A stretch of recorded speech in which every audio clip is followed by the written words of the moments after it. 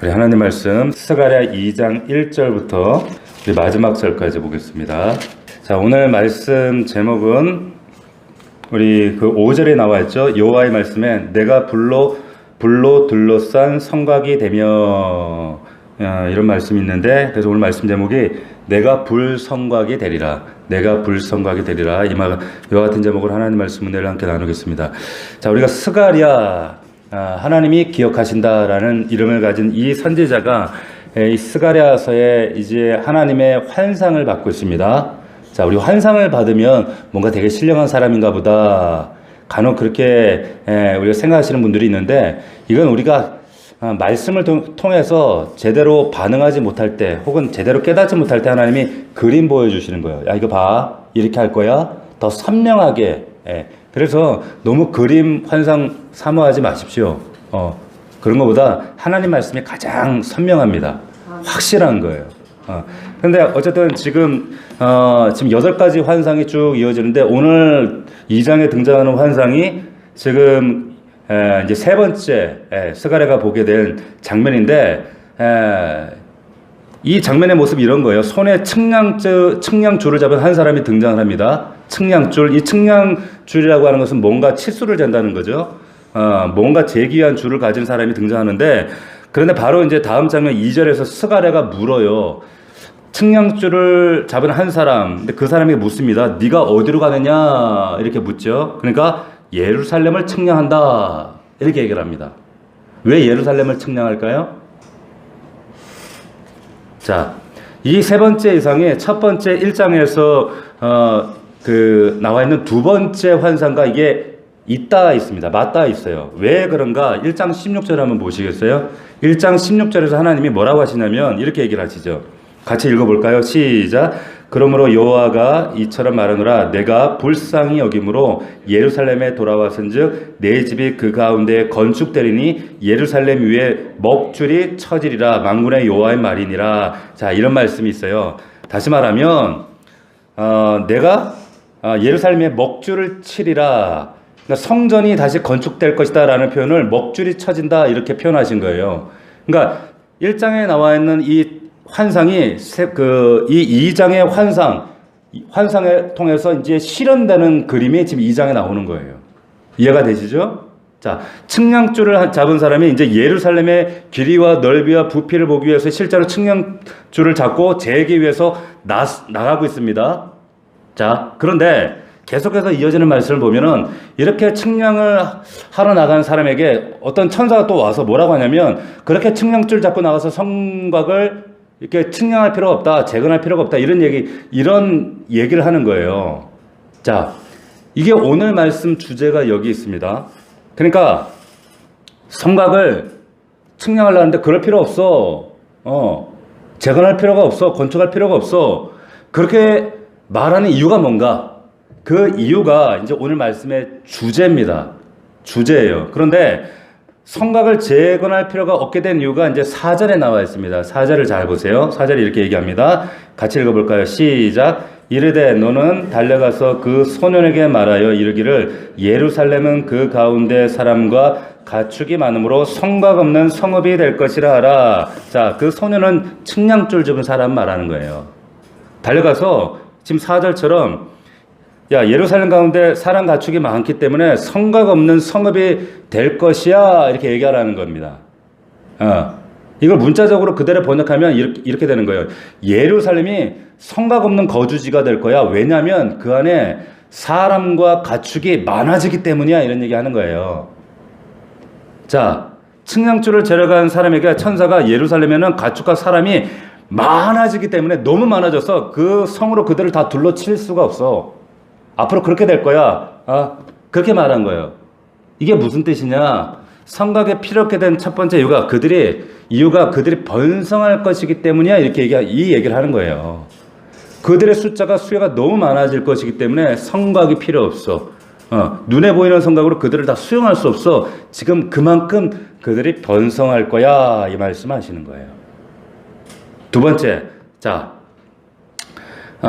그 전에 이 말씀을 통해서 하나님께서 지금 이스라엘에게 일하시는 방식, 혹은 교회에게, 그리고 우리 성도들에게 일하시는 그 하나님의 어떤 단면을 우리가 이해할 수가 있어요. 주목해야 될 점은 뭐냐면, 예루살렘으로 측량하기 위해 이렇게 나갔다는 것은 지금 이게 첫 번째 건축이 아니란 말이에요. 그렇죠? 무너졌기 때문에, 황폐화되었기 때문에 예루살렘이, 그래서 다시 세우기 위해서, 재건하기 위해서 측량하러 나가는 겁니다. 맞습니까? 그렇죠? 자, 근데 그러면 그 배경 가운데 우리가 잊지 말아야 될 어떤 아주 중요한 모토가, 사건이 하나 있는데, 그게 뭐냐? 그게 뭐예요? 이들이 과거 범죄한 이력이 있다는 거예요. 범죄했기 때문에 예루살렘이 무너졌고 또 포로를 끌려갔고 다시 돌아와서 지금 재건하려고 하는 거잖아요. 그러니까 이들의 어떤 측량 배경에는 죄가 있습니다. 죄가 있다는 거. 근데 보세요. 이렇게 죄로 말미암아서 황폐화된 예루살렘을 이제 하나님의 그 어떤 사람이 와서 측량줄을 잡고 새롭게 건축하기 위해서 측량을 한다. 뭘 말하는가? 하나님께서 뭔가 새로운 일을 일으키시는 준비 작업을 한다 이 말이에요.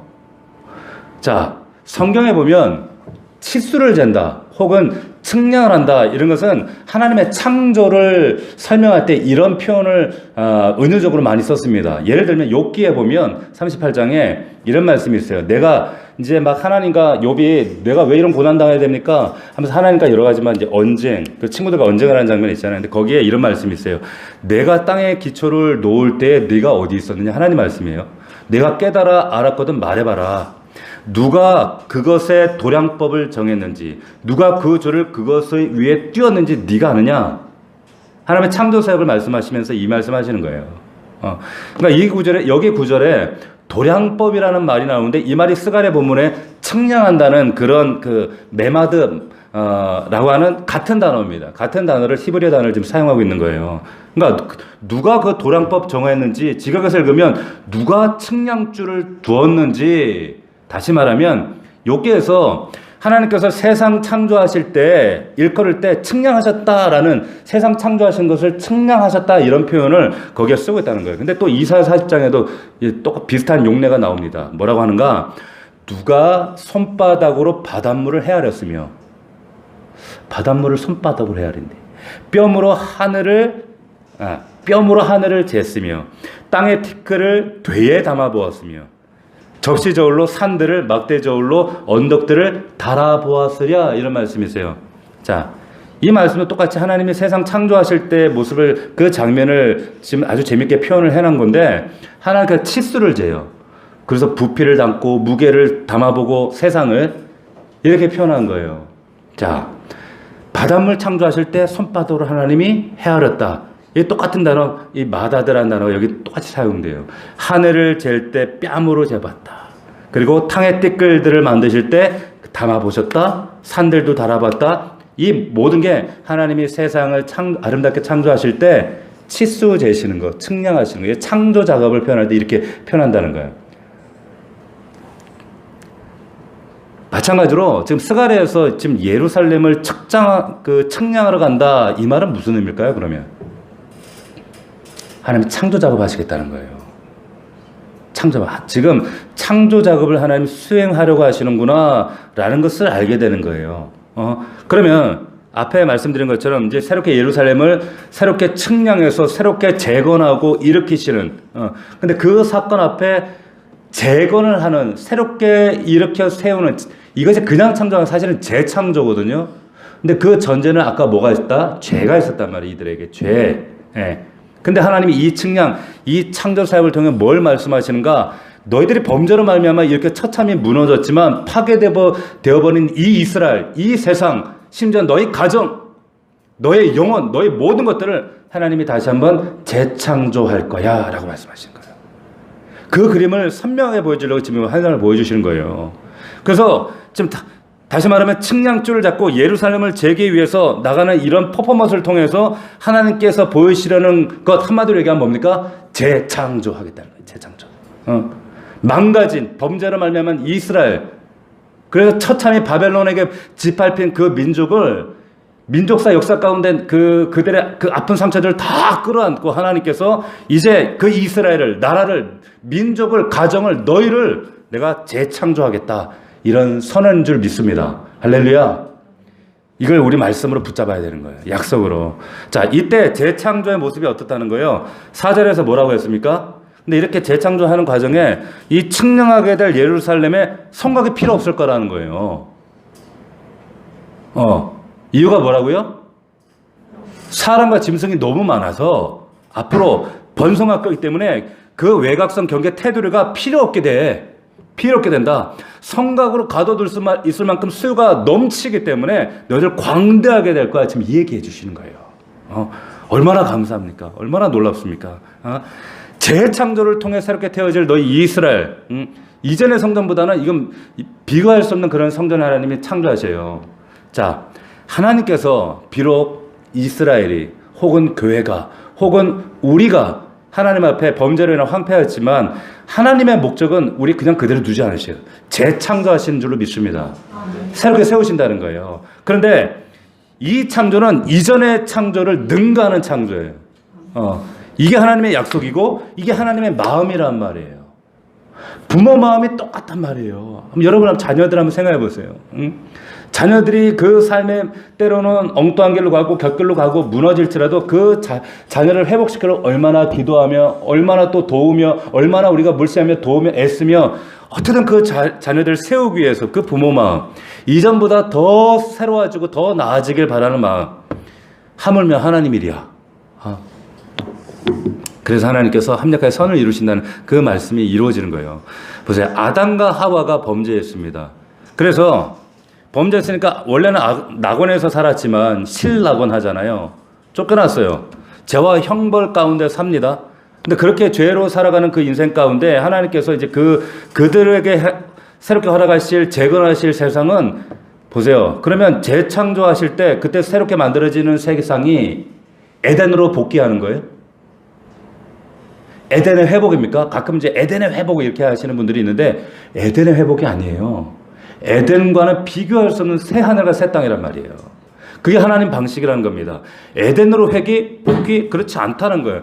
범죄로 인해서 우리의 실수와 우리의 불순종으로 무너졌지만 하나님께서 새로운 이제 건축자가 되셔서 지으시는 그 세상은 우리가 생각하는 그 물리적 우리의 가시적 생각 이성으로 생각하는 그런 세상이 아니라 그냥 원상복귀하는 수준이 아니라 무너지는 것들을 완전히 하나님이 새롭게 재건하시되 앞에 것보다 훨씬 더 크고 장대하게 건축하십니다. 할렐루야. 기대하셔야 돼요. 왜? 말씀이니까. 그래서 성곽에 필요 없는 거예요.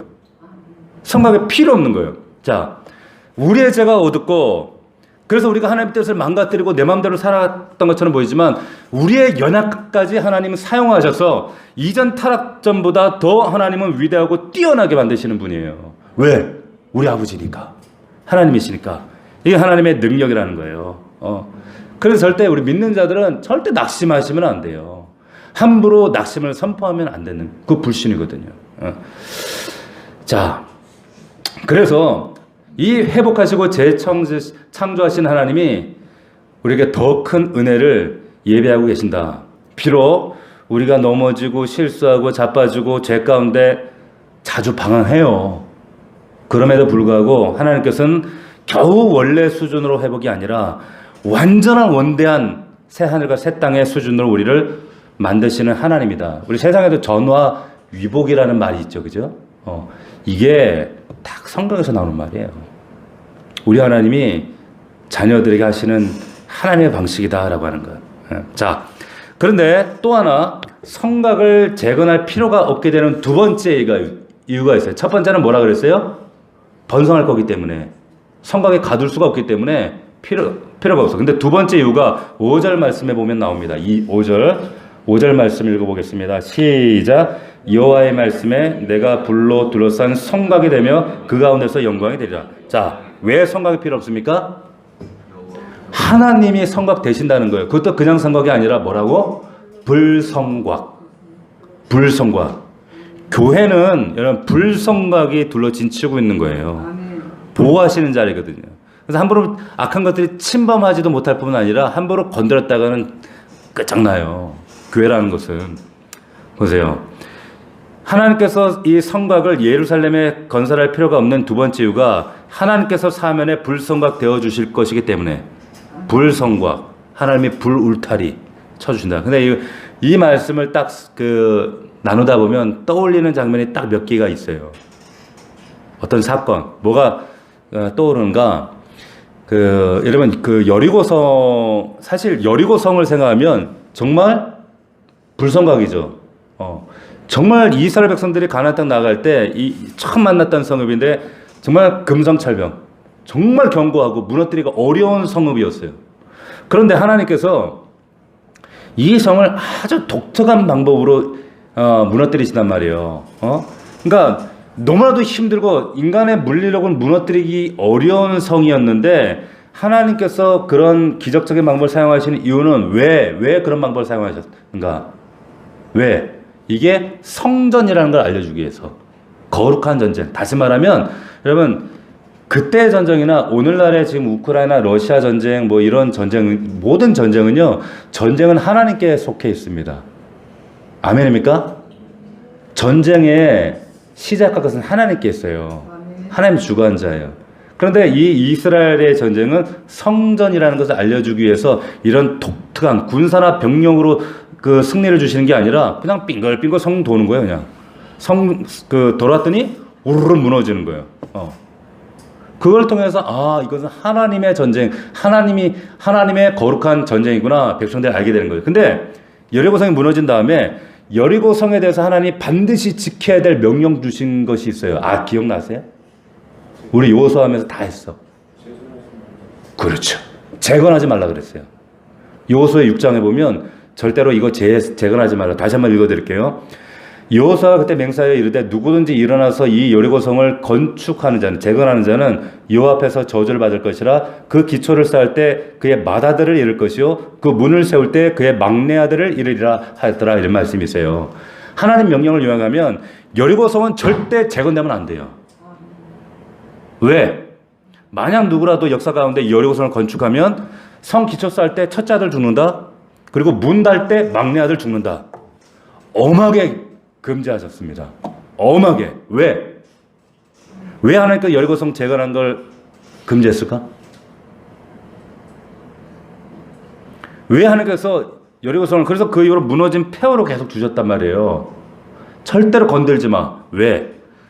자, 이스라엘이 이후에 예를 들어서 아버지와 아들이 이제 여리고성 무너져 있는데 시장 간다고 지나가요. 근데 무너져 있는 폐허를 볼 거 아니에요. 아버지, 저것들은 왜 흉하게 저렇게 치우지도 않고 재건도 안 하고 왜 저렇게 놔둬요? 왜 저렇게 유지하고 놔둬요?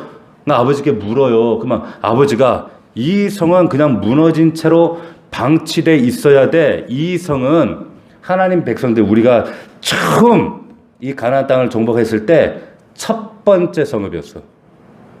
그리고 이 전쟁은 그 전쟁은 사람의 군사력이나 물리력으로, 사람의 힘이나 권세로 하는 것이 아니라 하나님의 힘으로 되어졌던 거야 라는 것을 보이시기 위해서 이렇게 놔두는 거야. 그러니까 이 첫 번째 성읍은 무력이 아니라 기적적인 방법으로 이렇게 된 거야. 그래서 하나님께서 싸우시는 이 전쟁이라 하는 것은 그때 전쟁만 말하는 게 아닙니다. 지금 오늘날 우리가 살아가는 오늘날의 영적 전쟁도 포함되는 거예요. 여러분들이 가정에서 영적 전쟁, 일터에서 싸우는 영적 전쟁, 지금 세상에 수많은 모든 전쟁, 모든 상황들, 이 모든 것들이 사람의 힘과 방법과 수단들로 되는 것이 아니라 오직 여호와 하나님의 힘으로만 되는 거란다, 아들아. 따라서 이 성읍은 건축돼서는 안 돼. 사람들이 언제까지나 이건 남아서 교회나 이스라엘이 이 터를 바라볼 때 하나님의 힘으로만, 내 힘이 아니야, 하나님의 힘으로만 살아간다는 걸 보여주기 위해서. 그래서 아들에게 알았지? 얘기하는 거예요. 자, 보세요. 여리고가 군사적 요충지였는데도 불구하고 역사적으로 이게 다시 성을 짓지 않았어요, 실제로. 그런데 이게 열리는 성읍, 성곽이 없으니까 열리는 성읍이 돼버린 거죠. 왜? 왜 이스라엘 이렇게 뒀다고요? 인간의 군사적 힘이 아니라 여호와 하나님이 불성곽 되어 주신다는 것을 만방에 선포하는 거예요. 자, 그런데 이 여리고가 나중에 아합 때에 재건이 됩니다. 그게 열왕기상에 나오거든요. 열왕기 때에 이게 재건이 되는데, 그래서 이 문자 그대로 저주가 임해요. 그게 열왕기상 16장에 등장을 합니다. 잘 보세요, 여러분. 보세요. 왜 성곽을 지을 필요가 없었어요? 첫째는 사람과 짐승이 수요가 넘치도록 번성할 것이기 때문에 하나님 번성에 대한 약속을 주시는 거예요. 내가 이렇게 할 거기 때문에 성곽 지을 필요 없어. 두 번째, 이렇게 많은 사람들, 짐승들이 있더라도 누락지를 검정할 이유가 없도록 여호와 하나님이 너희들 둘러 진치기 때문이야. 할렐루야. 이게 그들만의 하나님 주신 약속이 아니에요. 우리에게도 주신 약속입니다. 우리가 만나는 가정에서의 영적 전쟁, 사람과의 영적 전쟁, 그리고 세상에서의 일터에서의 영적 전쟁, 수많은 영적 전쟁 가운데에 우리가 담대히 이 말씀을 선포해야 된다는 거예요. 내 힘이 아니라 내 불성각 하나님 나를 둘러 진치시는구나. 그렇기 때문에 우리가 어떻게 해야 돼요? 담대해야 된다는 거예요. 쫄지 말고 주눅들지 말고 기죽지 말고 세상 사람들에게 또 따라가면 안 된다는 거예요. 왜? 하나님 우리에게 너무나도 확고하게 말씀하고 계시잖아요. 얼마나 담대한 우리가 위로가 되는 말씀입니까? 하나님이 불성각이 되어주신다니. 예? 보세요. 이스라엘이 여러분 그 가나안 정복에 있을 때 적진 한복판에서 할례를 행했던 거 아세요? 여리고성 앞에서 할례를 행했어요. 이들이. 이게 무슨 뜻일까요? 스스로 군사력을 상실시켜버린 거예요. 할례가 뭔지 아시잖아요. 자, 담대하게 이걸 믿음을 선포하는 거예요. 지금 스가랴 시대 이스라엘 상황이 어떤가 하면 성전 재건하려고 하는데 막 반대파들이 반대하고 주변의 적들이 막 끊임없이 괴롭혀요.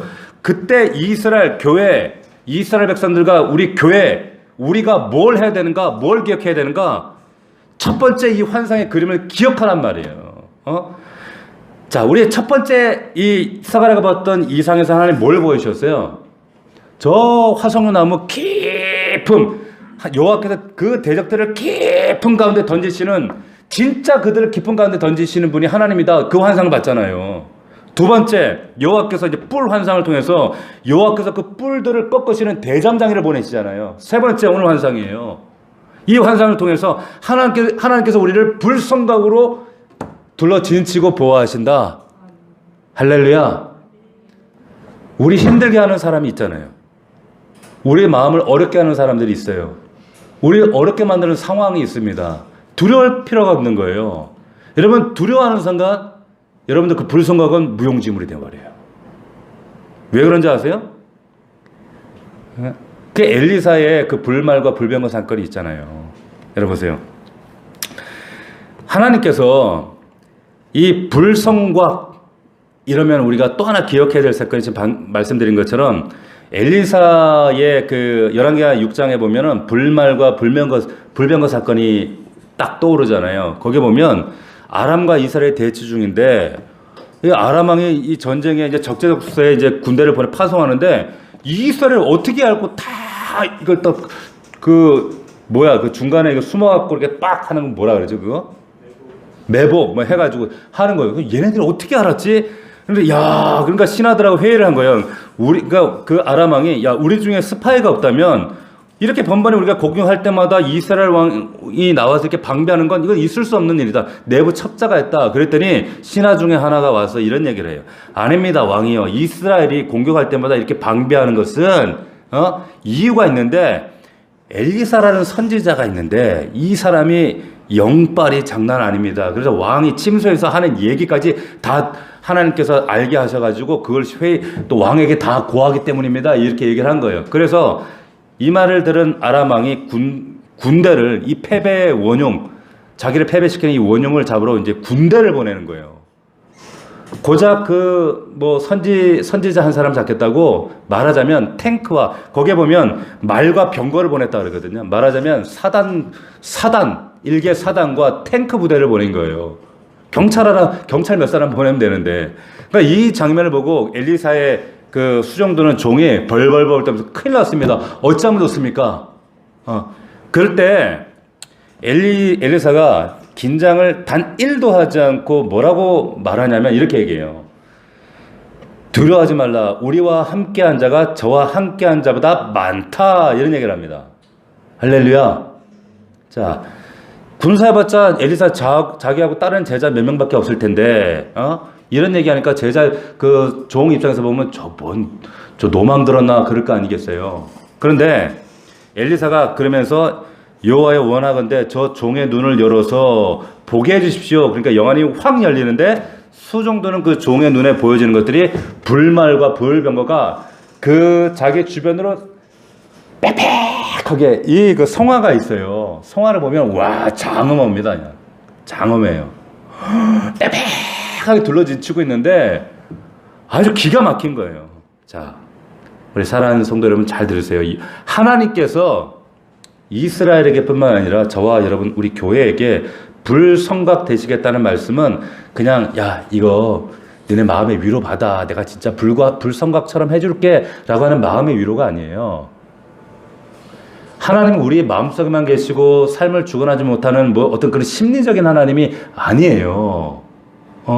이건 실제란 말이에요. 실제 하나님이 즉시 그 둘러 진치고 있는 아람 군대에게 역사에서 어떻게 했는지 아세요? 말씀에 그들 눈을 멀어버리게 합니다. 그리고는 아람 군대가 엘리사 손에 이끌려가지고 이스라엘 수도 사마리아까지 거기 데려가가지고 어떻게 돼요? 나중에 눈이 멀었다가 눈 떠보니까 어디에요? 적진의 수도에 들어와 있는 거야. 얼마나 그리고 적진에게 둘러싸여 있어. 얼마나 황당하겠어요. 그런 꼴이 되게 하신다니까요. 하나님이 하시는 거예요. 그래서 이 열왕기상의 마지막에 보면 이렇게 되어 있어요. 아람 군대 부대가 다시는 이스라엘 땅에 들어오지 못하니라. 이런 말씀이 있는 거예요. 여기까지 가야 우리가 간증이 되지 않겠습니까? 타협하고 양보하고 우리가 넘어져 버리면 무섭다고 두렵다고 무너져 버리면 이런 하나님의 역사들을 우리가 경험하지 못하는 거예요. 불성각이 나를 둘러 진치고 있는 건 여러분 이거는 은유가 아니에요. 메타포가 아니에요. 상징이 아니라 실제로 하나님이 우리의 삶 가운데 그렇게 역사하신다는 거예요. 믿을 수 있기를 축원합니다. 담대하게 선포하고 나아가시는 거예요. 자, 하나님께서 불성각이 되시는가 이거는 믿음의 눈으로만 보이는 문제예요.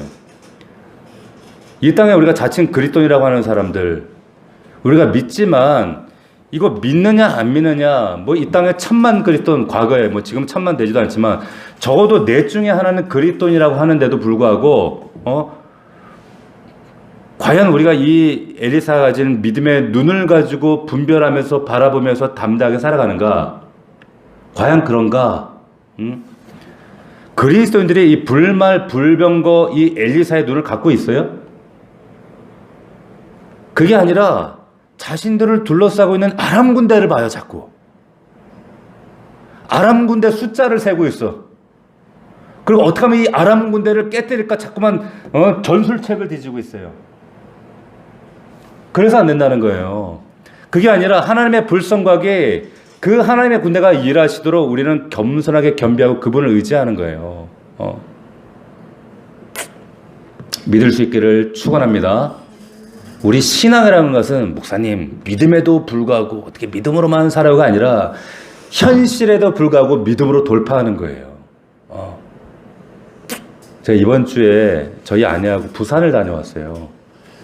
어머니가 외롭다고 갔다 와서 근데 어머니의 이제 이모죠. 이모인데 부산에 많이 편찮으세요. 그래서 이제 거기를 어머니가 가보고 싶다고 계속 통영 안에 있으니까 밖으로 나가기가 어렵잖아요. 그래서 이제 제가 모시고 바로 이제 부산을 갔는데 영도라는 곳에 계세요.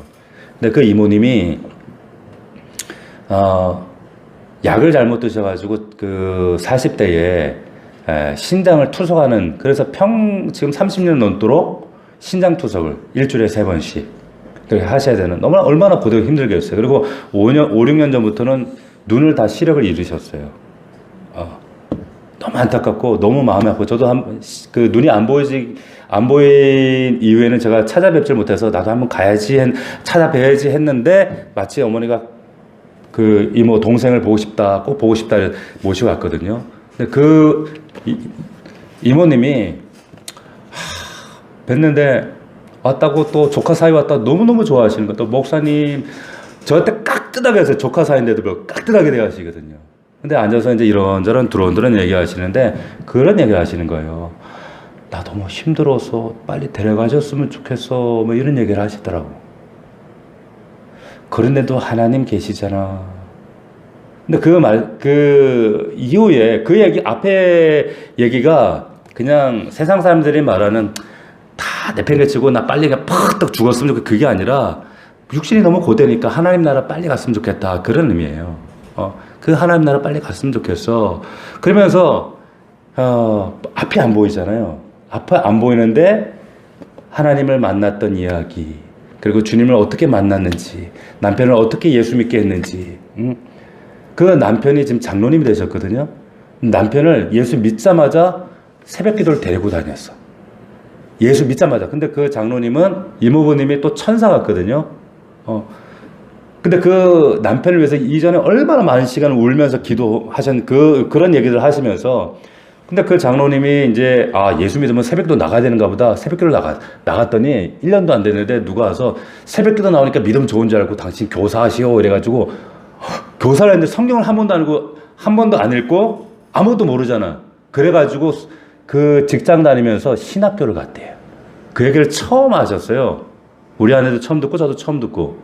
신학교를 가가지고 그때 부산에 있는 이제 어떤 큰 교회에서 운영하고 있는 신학교에 3년을 밤 6시부터 11시까지 하는 수업을 다니시고, 왜 다니셨는가? 교사하려면 성경을 알아야 되는데, 교사하려고. 아이들에게 제대로 말씀 전하기 위해서. 제가 그 얘기를 듣고, 왈칵 울 뻔했어요. 너무 감동이 돼가지고. 그 이후로 새벽기도, 그 이후로 산기도 다니시면서 또 그 얘기를 하시더라고. 그렇게 하나님 사모하면서 믿는데, 제가 궁금했어요. 어쨌든 손에 이끌려가지고, 아내 손에 이끌려가지고 교회 다녔는데, 하나님은 언제 인격적으로, 개인적으로 인카운터 하셨을까? 이게 궁금한 거예요. 그래서 여쭈었어요. 장로님, 근데 이모부죠. 이모부님, 근데 언제 하나님하고 인격적으로, 개인적으로, 그래도 이분이 나의 하나님이에요, 하나님입니다, 이렇게 인카운터 하셨어요? 이렇게 혹시나 하는 마음으로 여쭤봤거든요. 근데 그 얘기를 하시더라고. 금요일 날 이제 새벽기도 마치고 일주일에 한 번인가가 이제 교사 기도회를 했대요. 하는데 한 번은 교사들이 다 기도하는 그 자리에 한 명도 안 나왔다라는 거예요. 한 명도. 근데 그때 그게 너무 하나님 앞에 부끄럽고 죄송스럽고 자기가 죄인 된 것 같아서 하나님 앞에 엉엉 울었다는 거예요. 엉엉 울면서 그때 회개가 터져 나온 거예요. 자기가 죄인이라는 사실, 얼마나 인간의 죄인인지, 얼마나 연약한지, 얼마나 하나님께서 이런 죄인을, 나 같은 것을 위해서 고통당하시고 십자가에 죽으셨는데 나를 얼마나 급작에 사랑하셔서 이런 은혜를 주셔서 교사까지 하게 하신. 그러면서 그 새벽에 3시간을 통곡하면서 회개하면서 울었대. 그때 하나님을 만난 거예요. 제가 그 장로님 얼굴을 배우는데 제가 다시 보이는 거예요. 이모부님이 정말 이모부님이 아니라 정말 귀한 장로님을 보이는 거예요. 그때 이후로 지금까지 70 넘으셨거든요. 그 장로님 얼굴이 천사 같아요. 얼마나 겸손하시고 그 아내의 그런 투석하는 그런 오랜 과정에서도 믿음 흔들리지 않아요. 그 이모님은 눈이 보이지 않음에도 불구하고요, 하나님의 그 불성각을 다 보고 있는 거예요. 하나님의 보호하심 그걸 다 보고 있는 거예요. 간증하는 얘기마다 하나님이 이래서 나 통영 왔다 부산 보내셨구나. 어떤 휴가보다 은혜로웠어요. 그리고 또 이모님 집에, 다른 이모님 집에 갔지. 그래서 이번 휴가 우리 아내하고 이모 하우스 투어 했어요. 얼마나 하나님이 그러면서 제 마음과 우리 아내 사모님 마음을 이게 어루만지고 회복해 하시는지. 왜 이런 말씀 드리는가? 여러분, 신앙은 현실에도 불구하고가 아니라, 신앙에도 불구하고가 아니라 이런 모든 것을 뛰어넘으셔야 돼요. 하나님의 불성각 되시기 때문에 믿을 수 있기를 축원합니다. 아멘. 자, 말씀을 맺겠습니다. 하나님께서 오늘 보세요. 우리 앞에 이 불성각이 되신다. 이스라엘에게 불성각 되어 주신다. 눈앞에 정말 으르렁거리는 적들과 환경과 상황, 지금 이런 상황 속에서 너희가 건축하지 않아도 내가 너희들 지켜줄 거야.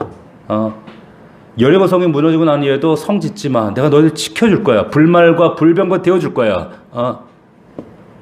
이것이 정말 믿어지는 성도들에게만 정말 담대하게 이 세상 이길 수가 있어요. 우리 사는 거 솔직히 만만하지 않습니까? 사람이나 물질이나 환경이나 끊임없이 우리를 놀아갈 때마다 우리가 담대할 수 있는 거, 이 말씀이 있기 때문에, 약속이 있기 때문에, 이 말씀. 그래서 이 스가랴의 이 세 번째 환상을 통해서 지금 이 말씀이 교회와 여러분들이 가시는 말씀인 거예요. 할렐루야. 응? 내가 너희를 회복할 거야. 재건할 거야. 너희 믿고 나만 따라와. 내가 너희의 불성하게 될 것이니, 너희 스스로 지으려고 하는 거 다 버려. 포기해. 하나님 이렇게 말씀하시는 거예요. 이 말씀만 붙들고 우리가 견고하게 나아갈 때 하나님께서 여러분들 반드시 이 환상과 이 말씀의 성취의 주인공이 되게 하실 줄로 믿습니다. 그런 저와 여러분들 되기를 주의 이름으로 축원합니다. 아멘. 기도합시다. 오늘 말씀을 약속의 말씀으로 붙드시고 선포하십시오. 하나님이 말씀하셨습니다. 내가 너에게 불성각되리라.